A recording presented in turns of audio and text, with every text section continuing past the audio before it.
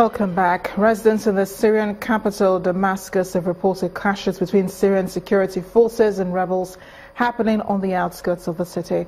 Observers said insurgents detonated 2 suicide car bombs in Joba district, which has a few opposition-held areas, before trying to storm government defense lines. According to the Syrian Observatory for Human Rights, the rebels initiated the attack to relieve pressure on fighters under attack from government forces in the districts of Bazeh, Tishreen and Kabun. It's the latest in recent attacks happening in Damascus in the 6th anniversary of the uprising against President Bashar al-Assad.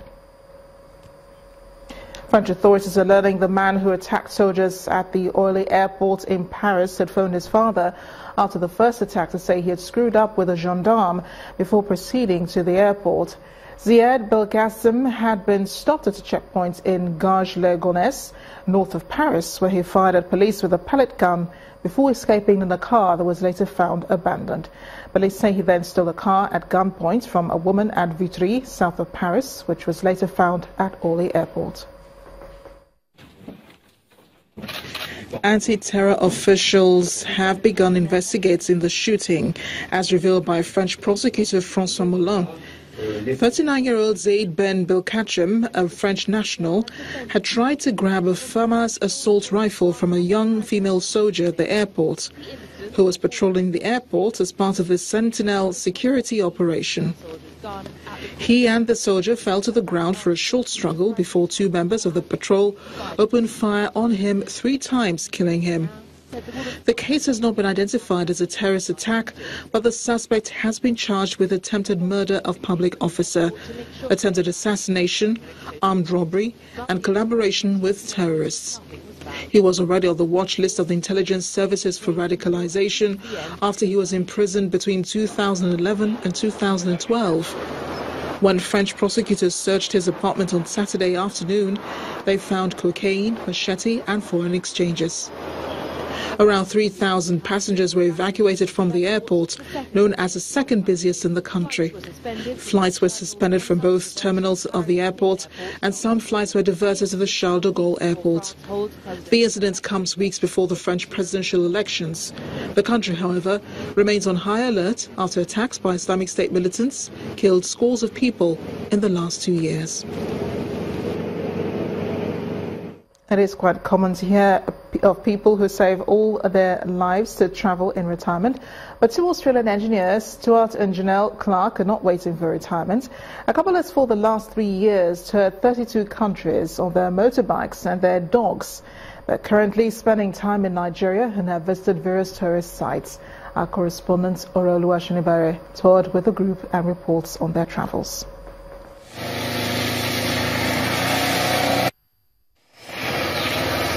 Unless you're one for adventure, the story of Stuart and Janelle Clark, an Australian couple on a voyage to see world cultures, may come as a surprise, especially as they're embarking on this trip on their motorbikes. This voyage has been in the company of very interesting companions, dogs. As dog lovers, they aim to promote the acceptance of the canine companion wherever they go. In 3 years, they have combed 32 countries with certain objectives in mind, from meeting people to understanding the different problems countries face.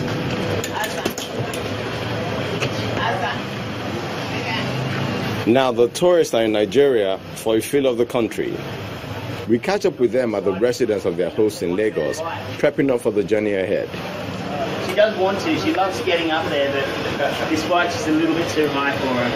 Usually, both travel with individual motorbikes, but as Janelle is getting hers fixed, she rides with her husband.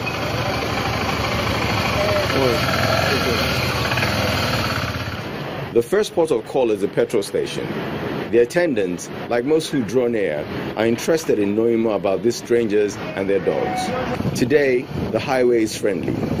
The travelers are enjoying the easy moment all the way to their first stop, Oyo State, southwest Nigeria. The next petrol stop in Ibadan, the Oyo State capital, pulls another crowd. This time with extra friendliness. We connect with a member of the Bikers Association in Nigeria who leads the party to our first place of rest in Ogbomoso.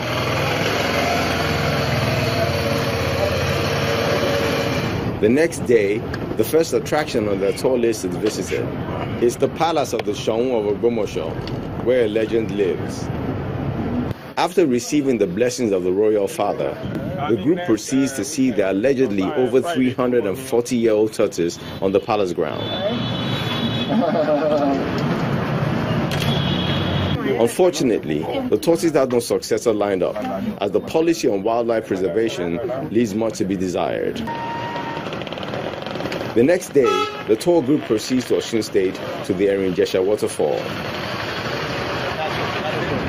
One would expect that the community would be alive with hotels, restaurants and sports shops for tourists, but it appears from the ancient homes that the authorities are yet to develop any interest in providing economic opportunities for the people, thus reducing the burden of unemployment in the state and the country at large.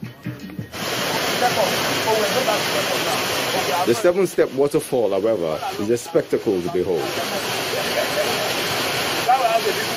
It has a lot of potential, but one gets the feeling that a lot needs to be done. Perhaps a cable cart, proper stairs, artwork, accessible public conveniences. But that is a story for another day.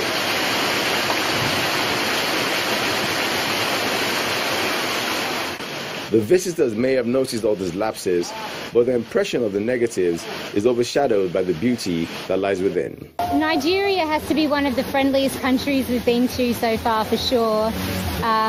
Probably followed very closely by Venezuela, Mexico. This is actually our first English-speaking African country, so we had struggled through most of West Africa with the language barrier, but coming here and not having that, I'm sure that people were being just as kind and nice to us, but we really, and they certainly were when we did find English speakers, people were really nice to us, but here it's just to another level. Nigeria is the 33rd country toured by Stuart and Janelle, and the impression they're taking away with them is what will most likely bring them back. Hopefully, a lot would have improved before then. Aside from oil and agriculture, tourism is the other way the government can raise money and create employment opportunities for the people. But this can only be achieved when the right policies are put in place to attract the right investment to make this happen. Orolu Ashonibare, Channels Television News. And the main news again. 3 suicide bombers today killed 7 people in an attack at Umarari village of Maiduguri in Borno State. The attackers detonated the improvised explosive devices strapped to their bodies after they were challenged by the Civilian Joint Task Force. Also today, a middle-aged man allegedly took a fatal plunge into the Lagos Lagoon from the 3rd Mainland Bridge. The man, identified as Oji, a medical doctor, is said to have asked his driver to park on the bridge before he alighted and jumped into the water. That's News at 10 tonight. Thank you for watching. I am Amarachi Ubani. Good night.